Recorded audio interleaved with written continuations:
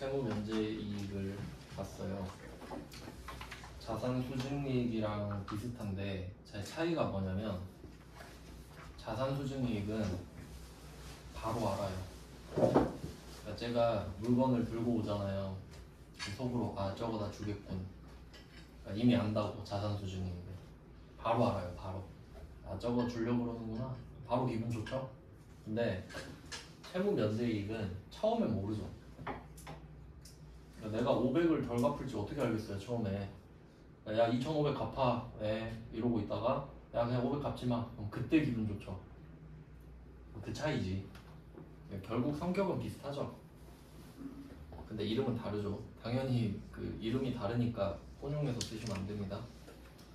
좀 특이한 게 있었고요. 그러니까 자산은 아예 받는 거, 부채는 덜 갚는 거. 이게 기분이 좋은 거니까 이렇게 받고, 그 다음에 172번은 좀 흔하지 않은 경우인데 보통은 거래처가 매출만 하거나 매입만 하거나로 정해져 있죠. 근데 아주 특이하게 동시에 하는 사람도 있거든요. 그러니까 팔기도 하고 사기도 하고. 그래서 지금 한 거래처에 대해서 외상매출금이랑 외상매입금이 같이 있는 거죠. 그럼 그냥 아유 우리 그냥 퉁칩시다 이러면 되잖아요.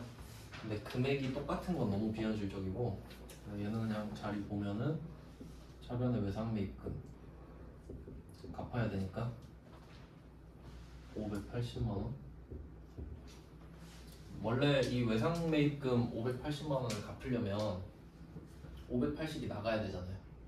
근데 야 너도 나한테 470 줄 거 있잖아. 그럼 그거 안 받을게 하니까 주변에 외상매출금이 줄어들겠죠. 이렇게 됩니다. 그러니까 이게 퉁치는 거죠. 부채 줄이고 자산 줄이기. 근데 지금 이건 매출도 아니고 매입도 아니잖아요. 그러니까 얘는 일반 존표죠. 일반 존표. 그러면 각각 외상매출금과 외상매입금이 누구 건지 적어야겠네요. 꼭 적어줘야 됩니다. 회원.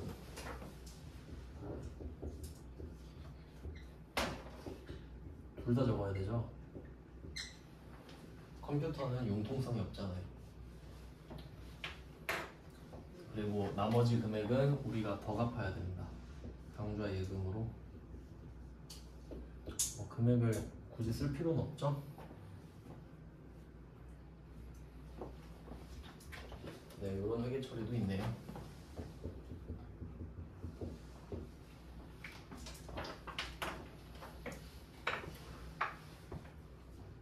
그래서 이제 이거를 생각하셔야 돼요. 이 각각의 외상매입금과 외상매출금에는 부가세가 포함되어 있죠. 근데 그 부가세는 매입매출 전표가 담당하고 있는 거죠. 그렇게 이원화해서 생각하셔야 돼요. 제가 생각해보니까 실제로는 그 생각하는 게 더 중요한 것 같아요.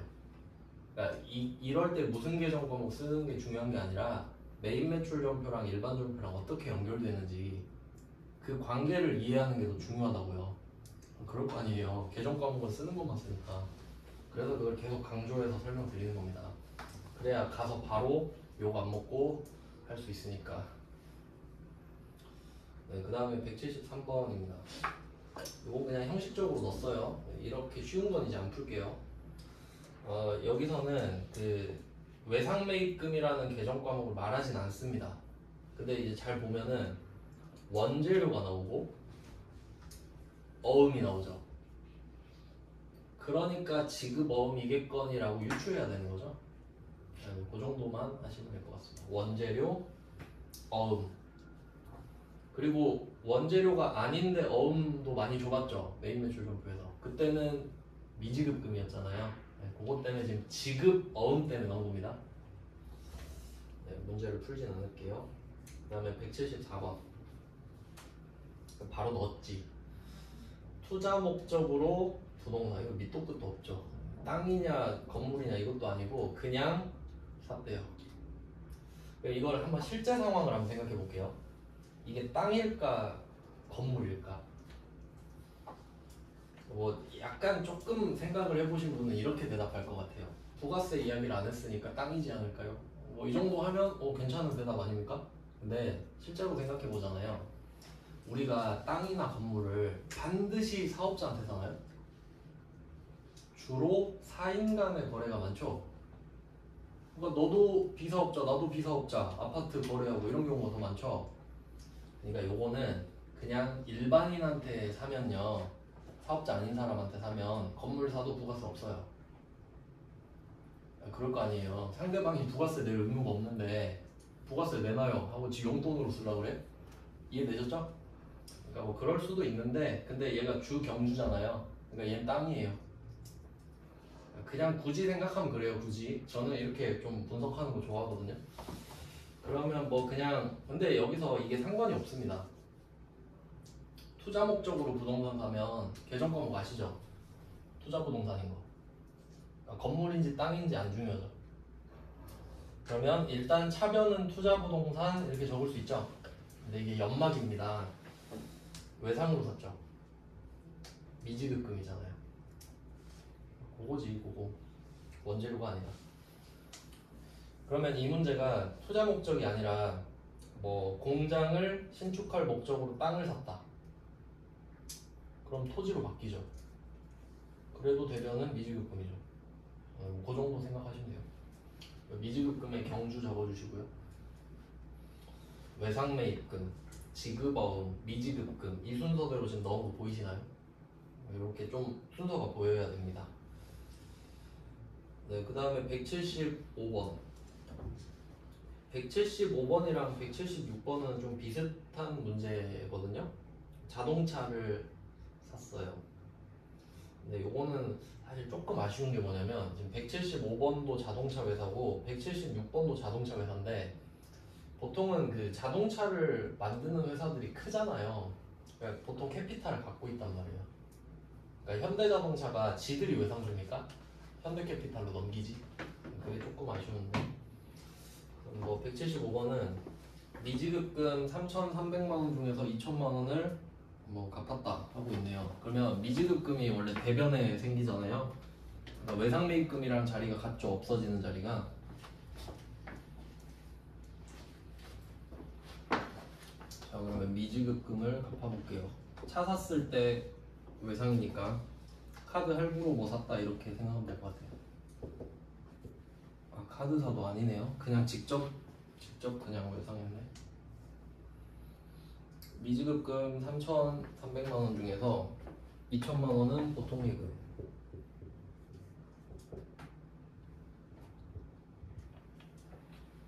자, 나머지는 요거 때문에 넣었거든요. 한아름 은행과의 신용대출 조건에 따른 차입금으로 전액 지급됐다. 그러니까 3,300을 주긴 줬는데 내 돈 2,000 주고 1,300은 어차피 빌린 돈으로 줬다 이 말이잖아요. 그러니까 한번 잘 생각해 보시면, 그러니까 어쨌든 우리는 3,300만 원을 줘야 돼요. 맞죠? 근데 그 1,300만 원은 빌린 돈이죠. 근데 상환 기간이 1년 이내면 단기 차입금을 써라 이 말이네요. 단기 차입금 1,300.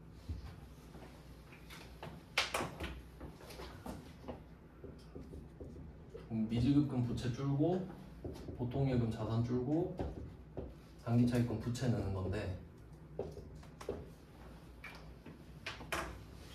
자, 일단 그 맥락은 이렇게 돼요. 그럼 미지급금은 누구 거냐 하면 한성자동차.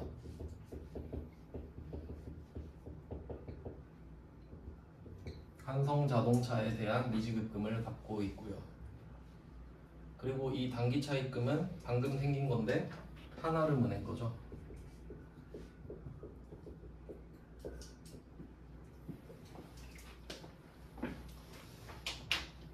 근데 왜 이렇게 쓰냐면, 이거는 그 안 적을게요. 설명을 해드릴 테니까 한번 생각해봐요.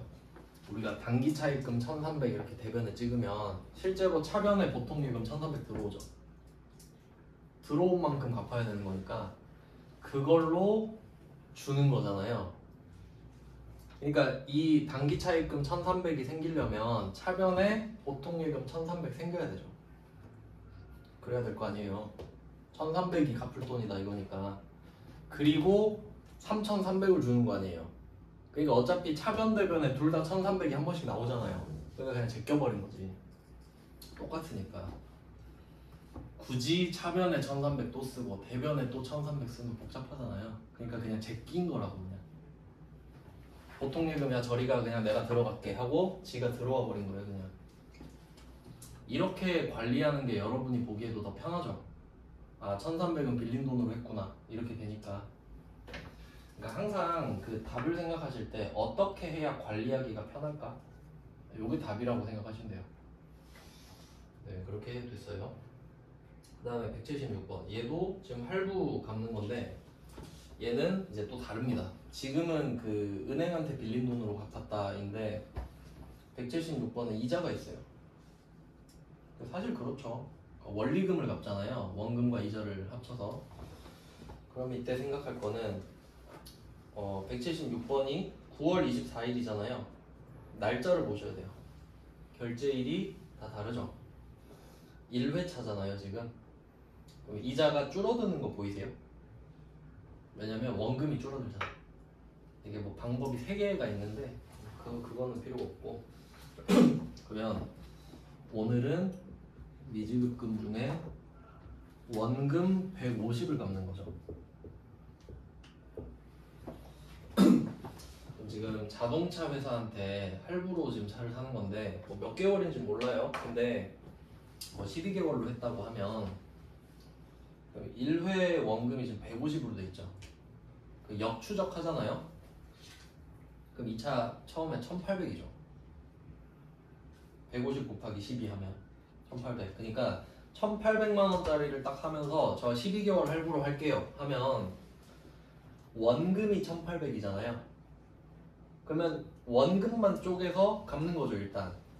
근데 그 돈을 원래 일시불로 갚아야 되는데 늦게 갚게 해주는 건 결국 돈을 빌린 거랑 똑같으니까 이자를 받겠다 이거잖아요. 그러니까 이자는 따로 붙는 거죠. 그러니까 원금과 이자는 회계 처리가 별개라고요. 원금은 우리가 예상하고 있는 거죠. 아 뭐 당연히 차값은 1800이니까 150씩 갚으면 되겠네 이 생각 하잖아요. 근데 이자는 파생된 거죠.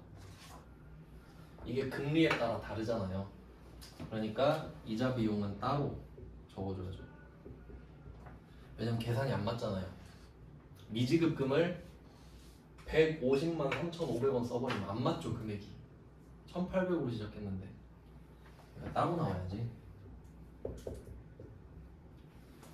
이 개념은 되게 중요한 겁니다. 회계는 아다리가 중요해요. 아다리가 잘 맞아야죠. 부채 줄고 비용 생기고. 그러면 이 두 개를 합치면 우리가 부담해야 될 금액이 되는 거죠. 그걸 주면 되는 거예요. 보통 예금으로 주면 되겠죠. 금액은 안 적을게요. 안 적어도 되니까.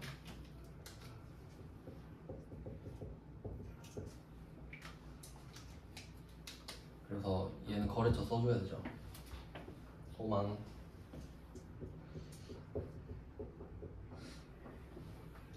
그래서 이거 별개로 처리하는 거 아셔야 됩니다. 그러니까 이거 보면은 이 느낌이 와야죠. 아 이자는 생돈이구나. 그러니까 여러분이 원금 갚는 건 안 아깝잖아요. 그러니까 그 휴대폰도 할부로 많이 사시지 않나요? 그 휴대폰 할부 이자가 굉장히 비싸요. 얼마인지 모르겠는데 비쌌던 걸로 기억해요. 그래서 이자를 이렇게 줘야 됩니다. 그러면 이게 만약에 날짜가 10월 24일이었으면 이자가 3,500원이 됐겠죠. 날짜마다 다르니까 이자는 점점 줄어갈 거 아니에요. 보통은 그 균등 상환으로 하는데 여기는 다르게 해놨습니다. 그 다음은 2페이지예요.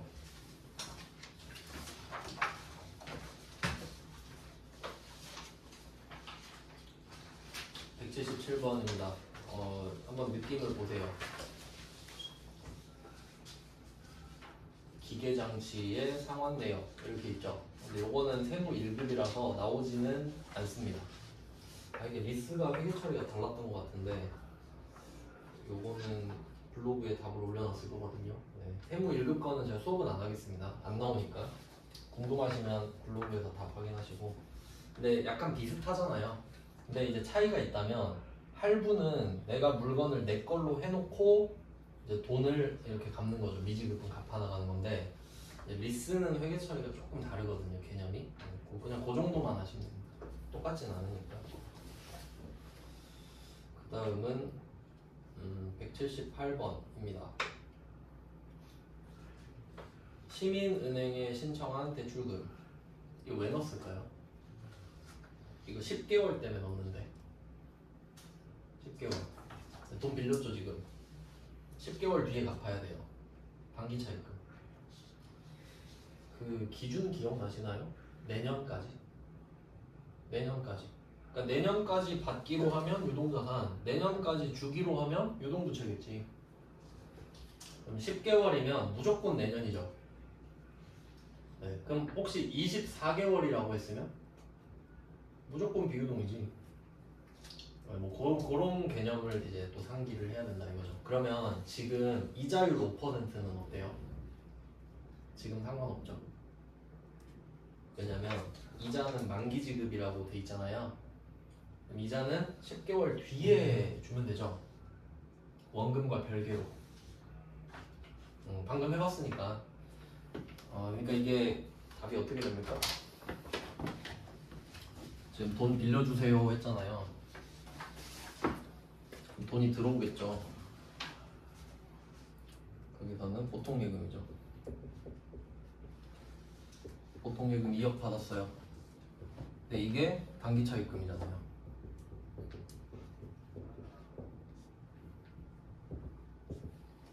네, 이게 끝이죠 여기서. 이자는 만기 때 이야기하자며. 그럼 이자가 지금 5%인데 그럼 이자를 얼마 갚을까? 이것도 한번 생각해 볼까요? 시험에 나오진 않는데 얼마일 것 같아요? 1,000만 원일 것 같나요? 5%니까? 아니에요. 10개월이라 12분의 10을 해야지. 이자는 무조건 1년치입니다. 들어본 적 있는 것 같지 않나? 어음 할인할 때? 맞죠? 그러니까 5%는 1년을 꽉 채우면 5%라고. 그러니까 얘는 정확하게 말하면 곱하기 5% 곱하기 12분의 10이 되겠지. 지금 암산이 안 되니까 공식만 알려드릴게요. 그 금액을 이자로 주면 되겠죠? 네, 원래는 원천징수 해야 되지만 은행한테는 안 합니다. 네. 그런 태법적인 내용들도 있죠. 그 다음에 179번 볼게요. 요것도 조금 특이해서 넣었는데, 자, 얘는 지금 똑같이 시민은행이거든요, 둘 다. 근데 돈을 빌렸어요. 근데 상환일이 얘는 만기를 적어주죠. 그러니까 178이랑 179를 한번 비교해 볼게요. 178은 오늘이 9월 1일인데 여기서부터 10개월 뒤에 갚는다고 내가 날짜를 계산해야 되죠. 그래봤자 내년이잖아요. 그래서 단기 이렇게 답을 찾는 거고. 근데 179는 애초에 만기가 내년 6월 30일이죠. 그럼 얘는 그냥 단기죠. 네, 어쨌든 똑같다는 거 아셔야 됩니다. 그럼 179가 더 쉽지 않나요? 알려줬으니까 안 구해도 되잖아요. 그러면 얘를 지금 차입했는데 이 문제는 왜 넣어놨냐면 수수료가 있어요. 아주 특이하게도 원래는 그냥 9,500 빌려주세요 하면 9,500 써주잖아요. 근데 뭐 자세한 내막은 잘 모르겠지만 자 9,500을 빌렸는데 돈이 9,485만 원이 들어왔어요.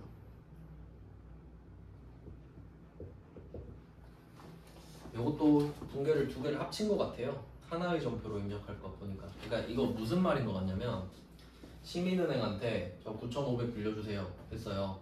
그러면 9,500 들어왔어요 원래. 500이 들어왔는데 이걸 받자마자 그 제조 쪽에 수수료를 내야 됐던 거야. 뭐 이거 관련해서 뭐 서류 비용이라든지.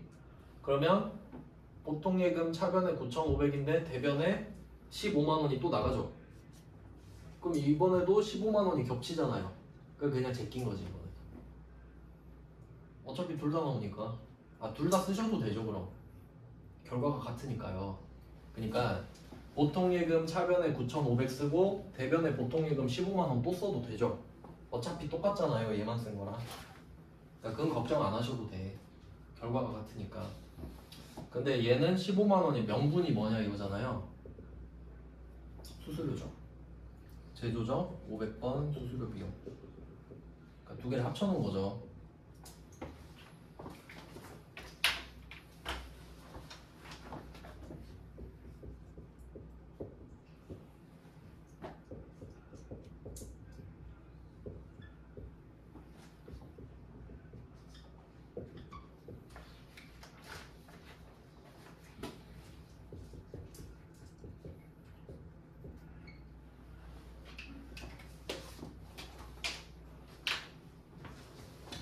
그래서 원래는 9,500이 들어오고 이거랑 관련된 15만 원의 비용을 따로 내는 회계처리인데 두 개인데 합쳐라.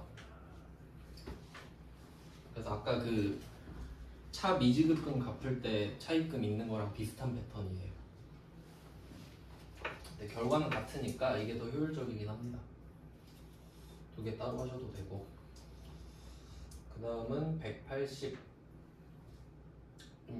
요거는 마이너스 통장에 표시를 해주세요. 마이너스 통장, 마통이죠.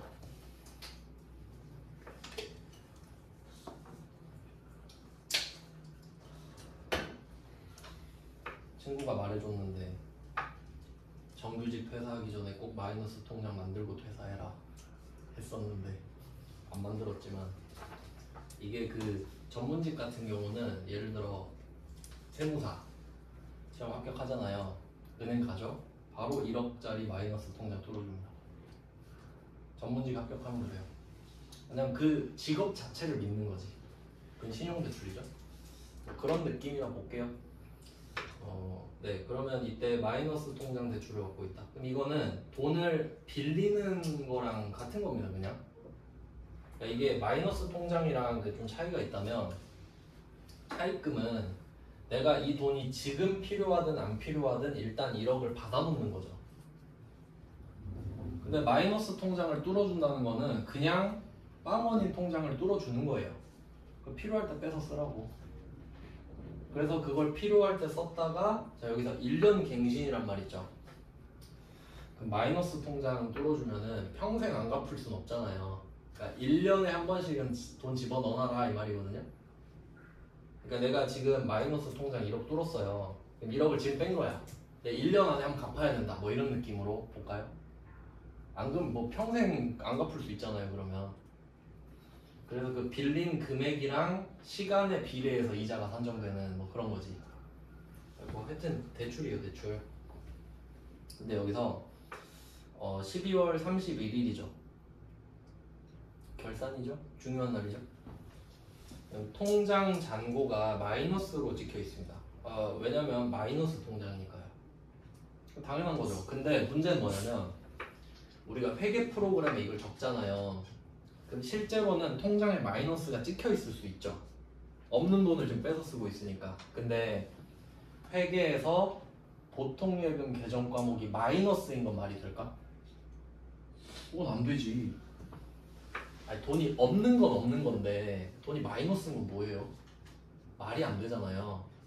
그러니까 네 통장에 마이너스 찍혀 있는 건 알겠는데 회계에서는 마이너스 쓰지 마라. 이 말이 돼야겠죠. 그럼 당사자는 그럴 거 아니에요. 아니 마이너스가 마이너스죠. 야 그거 다른 방법이 있잖아. 마이너스가 아니라 부채로 하면 되잖아. 갚을 돈이라고 표시하면 되잖아. 이 말이죠. 네, 상황 이해되시나요? 그러니까 이 말은 실제 통장에는 마이너스가 찍혀 있지만 회계상의 보통 예금 계좌에는 빵원을 만들어라 이거죠. 그러면 회계 처리를 어떻게 해야 될지 생각해 볼게요. 그러니까 뭐 예를 들어볼게요. 예를 원재료를 이만큼 산 거예요. 이 금액만큼.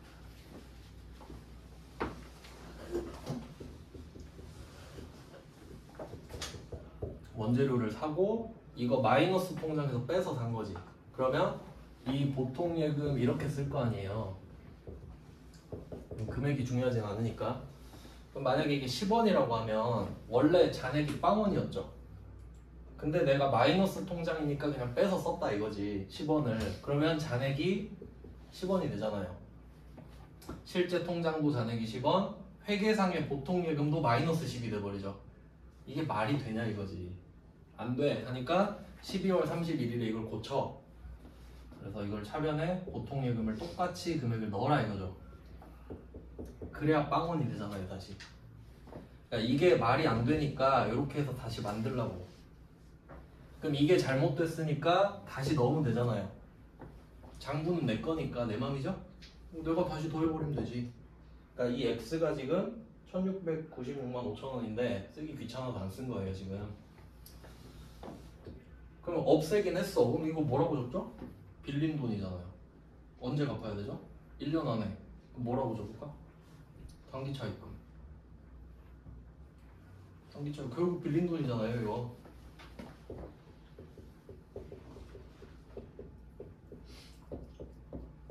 이렇게 된다 이거죠. 그러니까 오늘 이게 해결하는 붕괴인 거예요. 처음에 막 정신없이 그냥 해놨는데 이렇게 하니까 마이너스가 됐으니 빵원으로 복구시켜라.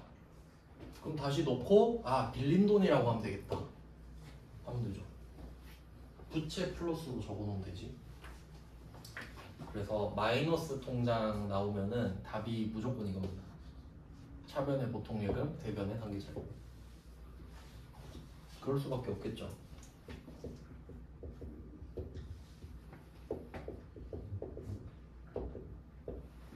이름 적어야 되죠? 하나은행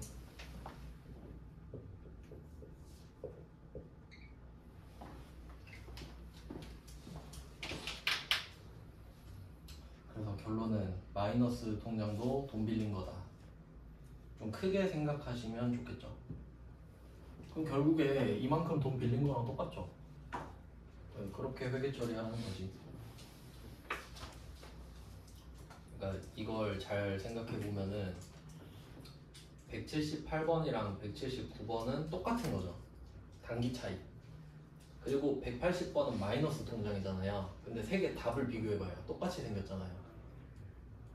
왜냐면 실제 상황이 똑같으니까. 이해되셨죠? 네, 그러니까 이런 걸 파악하는 게 더 중요한 겁니다. 무슨 말인지 알아야 회계 처리를 하니까. 네, 그 다음은 181번인데 요거 중요 표시를 좀 할게요.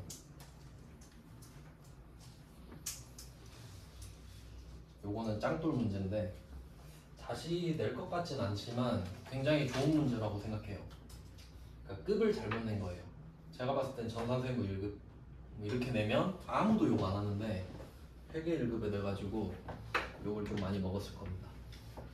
그래도 좋은 문제니까 한번 풀어볼게요. 요거는 제가 그 세팅을 좀 해드릴 건데 번호를 좀 매길게요. 181번은 오늘이 8월 20일입니다. 근데 두 번째 줄 보시면 7월 20일 이야기를 하고 있어요.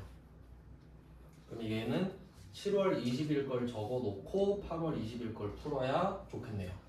나 요건 파악이 됐고 번호를 한번 매겨볼게요. 당좌 수표를 발행하여 지급. 세 번째 줄에 보시면 당좌 수표를 발행하여 지급 이거 하나 표시할게요. 네, 번호는 그냥 상관은 없는데 그냥 형식적으로 그냥 매기겠습니다. 당좌 수표를 발행하여 지급했다. 1번으로 붙여봅시다. 번호를. 그럼 뭐 이거는 맨날 풀던 거 아닌가요? 당좌 예금 차감하면 되죠. 자, 근데 문제가 생겼어요. 첫 번째 줄로 올라가 보시면 현재 당좌 수표 발행액은 당좌 예금 예입액을 초과한 상태. 2번. 현재 당좌 수표 발행액은 당좌 예금 예입액을 초과한 상태다. 2번이죠. 그럼 해석해 볼게요. 지금 1번, 2번. 1,800만 원짜리 당좌 수표를 발행했어요. 근데 수표를 발행할 때는 돈이 필요 없습니다. 그냥 1,800 써진 거 주면 되니까. 이거 줄 때 누가 돈 있냐고 물어보진 않잖아요. 그러니까 부도가 발생하는 거지. 수표는 줬는데 내가 돈이 없으니까. 그러면 준 것까지는 문제가 안 되죠? 근데 알고 보니까 그럼 돈이 부족한 거죠. 그럼 얼마 부족한지 찾아볼까요? 지금 1800짜리 수표 줬는데 돈 하나도 없는 거예요 지금.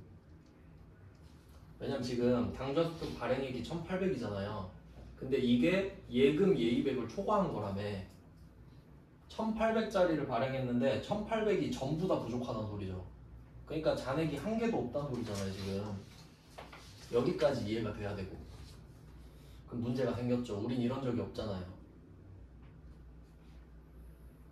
자, 그 다음에 3번이 또 나오거든요. 3번은 세 번째 줄로 다시 내려가셔서 이는 당좌계약 한도 내의 금액이다. 3번. 이렇게 스토리 라인이 가야 돼요. 그러니까 수표를 발행했다. 근데 돈이 없네. 하지만 괜찮다. 이런 내용이에요. 이게 당좌계약 한도 내의 금액이다라고 돼 있잖아요. 그럼 또 상식적으로 한번 생각해봐요. 그러니까 이게 수표를 쓰는 이유가 편해서죠. 그러니까 여러분이 1억을 결제할 건데 저 비타박스에다가 5만 원 채우면 1억이거든요. 그럼 그걸 들고 가. 그럼 누가 훔쳐가면 어떡해요? 그럼 1억 훔쳐간 거네? 그럼 큰일 나잖아요. 그러니까 그냥 가가지고 1억 쓴 거 찢어서 주는 거 아니에요. 근데 우린 이것보다 더 과학적인 방법을 알고 있는데 계좌이체라고 아시죠? 그게 더 좋지 않습니까? 그럼 왜 이걸 할까요? 이것 때문이에요. 당좌계약 한도 내의 금액이다. 여러분 체크카드랑 신용카드 차이 아시죠? 신용카드는 돈이 없어도 살 수 있고 그러니까 미래의 나한테 짬시키는 거죠 지금. 체크카드는 어때요? 있는 돈 쓰는 거죠. 맞죠? 그래서 실제로 신용카드 쓰다 체크카드 쓰는 사용량이 줄죠. 내 돈이 깎이니까. 그러면 이때 당좌계약 한도라고 하는 거는 하이브리드 체크카드예요. 체크카드 중에 그런 게 있어요. 있는 돈 다 쓰고 빵원이 되잖아요. 그럼 결제가 안 되죠. 근데 30만 원까지는 결제가 되는 거야. 다 쓰면 신용으로 넘어가는 거지. 두 개가 하이브리드잖아요. 뜻이 그런 거예요. 그러니까 내가 계약을 할 때 이런 거지. 기업은행 가서 저 당좌예금 하나 뚫고 거기다가 돈 넣어놓고 쓸게요. 그러니까 여기서 당좌계약은 우리가 체크카드 만드는 거랑 똑같아요. 근데 혹시 뭐 없나? 물어보는 거죠. 그러니까 은행이 그래요. 그럼 일단 체크카드 만드셨고 혹시 잔액이 빵원이 돼도 한 달에 2천까지는 일단 쓰게 해드릴게요. 이게 계약 내용 중에 있었던 거지. 이것 때문에 계좌이체 안 하고 수표 쓰는 거라고요. 그럼 지금 빵꾸가 났나요? 안 나. 이거 기업은행이 메꿔주거든. 2천까지는 괜찮다 그랬잖아요. 이해됐어요? 그러니까 수표를 발행했다. 근데 잔액이 부족하다. 근데 기업은행이 괜찮다 그랬다. 이건 거예요 답이. 자, 상황은 설명이 됐고 이제 문제 풀어봅시다. 이런 문제는 내명은 안 되죠. 회계 1급에는 7월 20일에 외상으로 구입한 기계장치라고 돼 있죠. 부가세 무시할게요. 기계장치 1800 미지급금 1800 요런 회계 처리를 했겠네요. 7월 20일에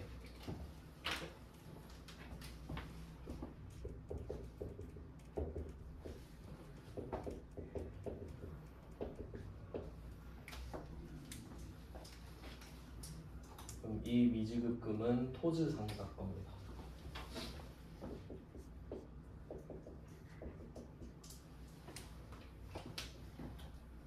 7월 20일 거는 끝났습니다. 네, 이 7월 20일 거는 기계장치 외상 이 두 개 보고 풀어야 되죠. 실제로는 부가세도 있을 거예요. 자, 그 다음에 8월 20일입니다. 오늘이죠? 그럼 우리는 이 미지급금을 지금 갚아야 되는 거잖아요. 토지한테 한 달 뒤에 줄게 이랬거든요. 자, 그러면 미지급금 1800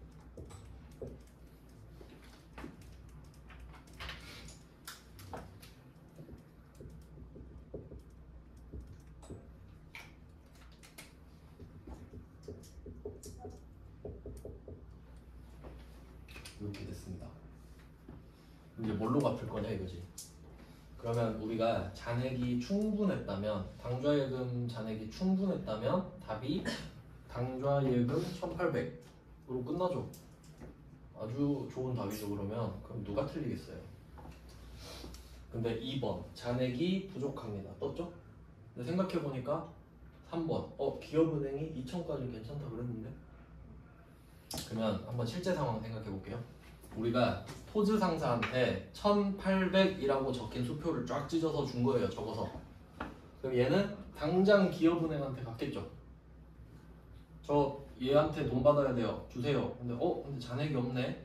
근데 보니까 계약 내용이 있어. 그럼 일단 드릴게요.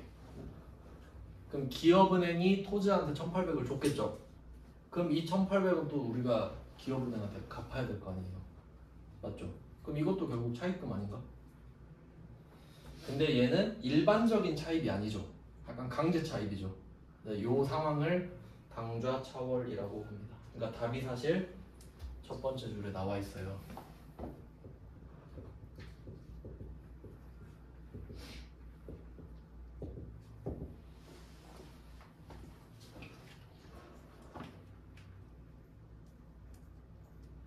아마 뜻이 차자가 차입금인데 빌린 돈 월은 넘어갔다 할 때 2월 됐다 할 때 있죠. 아마 그 뜻인 걸로 알고 있어요. 다음 달에 갚아라 이런 내용이죠. 그러면 부채가 생기고 이 부채는 기업은행 거죠.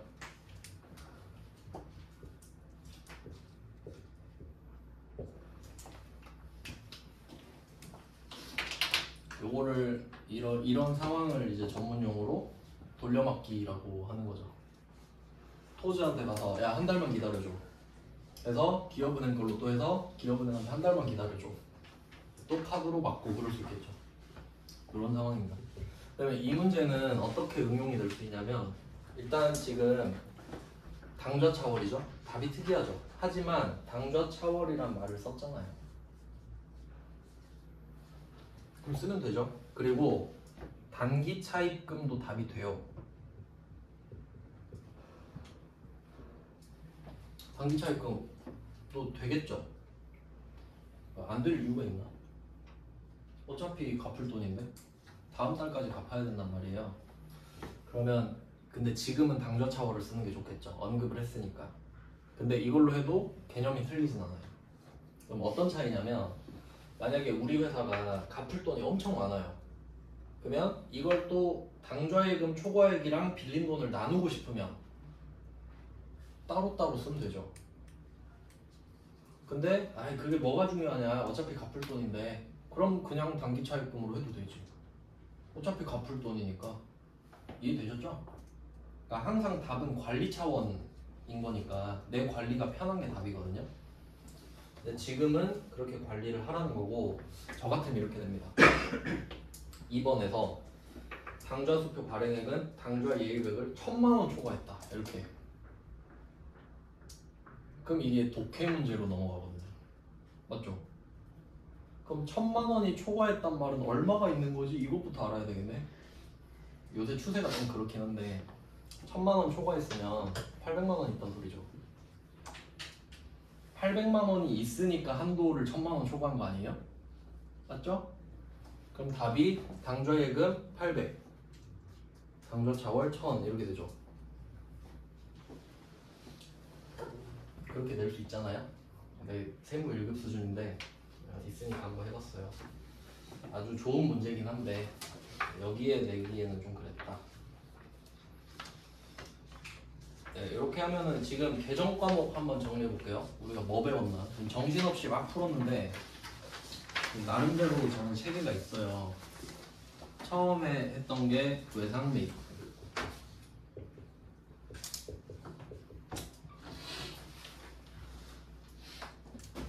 170번이 외상매입금이고 171번도 외상매입금이죠. 172번도 외상매입금이죠. 그러니까 나름대로 이렇게 해놓은 거예요. 그 다음이 지급어음이죠. 지급어음은 173번. 지급어음은 어렵진 않으니까 이렇게 묶었고, 그럼 이 두 개를 합쳐서 매입채무라고 불러요. 매출채권의 반대죠. 그러면 이 매입채무랑 반대 개념이 뭐냐 하면 그게 미지급금이에요. 그러니까 미지급금은 미수금의 반대죠. 얘 둘이 반대입니다. 매입채무 전체랑 미지급금이 반대죠. 어음을 줘도 미지급금이니까. 요게 이제 제일 빈번하게 쓰는 개정 과목이고, 네, 미지급금도 쭉 나왔죠. 자동차 막 할부금 갚고. 그 다음에 178번, 179번, 180번까지가 단기 차입금이에요.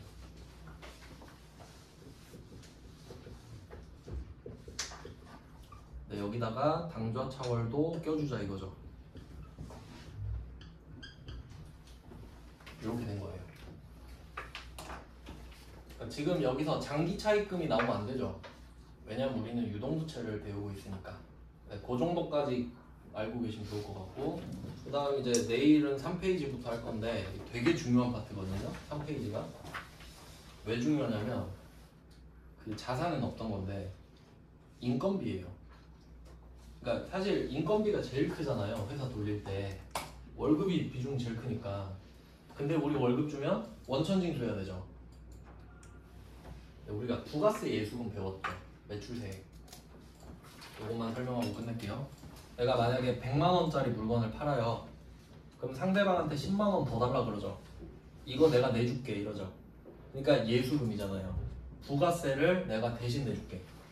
그럼 직원한테 월급 주면서 야, 너 이 월급 받으면 어차피 세금 내야 돼. 네가 세금 계산할 수 있어? 아니요?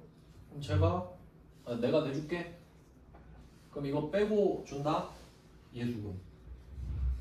그러니까 예수금이라는 개정 과목은 내주려고 걷어놓는 겁니다. 근데 물건을 팔 때는 부가세를 걷어놓죠. 너한테 삥 뜯어서 부가세 내야 되니까. 그럼 부가세를 걷어놓은 건 부가세 예수금이지. 근데 직원들 월급 주면서 야, 너 300이지만 40만원 너 세금 내야 되니까 40 빼고 260 줄게. 그럼 이 40은 역시 내주려고 빼는 거죠. 그럼 이건 예수금이지. 부가세가 아니니까. 이해됐어요? 그러니까 그 예수금이라는 성격 자체가 부채잖아요. 내가 갖고는 있지만 내줘야 되니까. 자산은 없었죠. 그러니까 여기 예수금 때문에 인건비가 나온다 이거죠. 그러니까 요거 내일 자세히 다뤄볼게요. 4대 보험 이런 거랑. 그러니까 실무를 제가 그 인간으로 대체를 해서 요건 좀 자세히 설명드리겠습니다. 네, 고생하셨습니다.